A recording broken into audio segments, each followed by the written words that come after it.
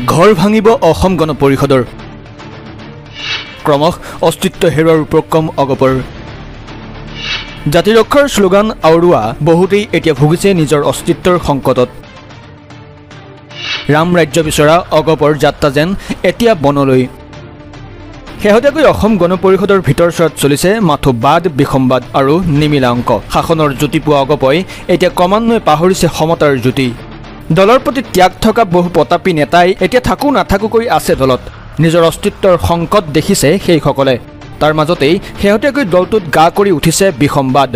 নেতাকৰ্মীৰ বাদ বিসম্বাদ নিৰ্মূলৰ বাবে আমবাৰীৰ কাৰ্যালয়ত হৈছে ইখনৰ পিছত সিখন বৈঠক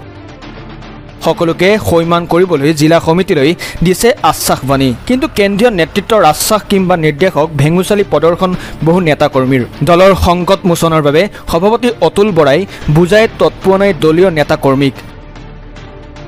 জিলাই জিলাই নিজেই লগ কৰিছে দলীয় কৰ্মীক পিছে তাৰ পিছতো নিজৰ কথাত অটল বহু নেতা সেয়ে এতিয়া ৰাজনীতিৰ উত্থান পতন দেখা বহুতেই ক'ব খুজিছে অস্তিত্ব হেৰুওৱা উপক্ৰম হৈছে অসম গণ পৰিষদৰ এসময়ত জাতি ৰক্ষাৰ বাবে মাত মাতি অসমীয়াৰ অন্তৰত থিতাপি লৈছিল অসম গণ পৰিষদে কিন্তু সমতাই মূৰত ধৰা সেই নেতৃত্বৰ ফল ভুগিছে দলটোৱে বৰ্তমানৰ নেতৃত্বয়ো কিছু কিছু ক্ষেত্ৰত হৈ পৰিছে উদাস যেন ৰাম ৰাজ্য বিচৰা অগপৰ যাত্ৰা এতিয়া বনলৈ নিউজ ডেস্ক NZ নিউজ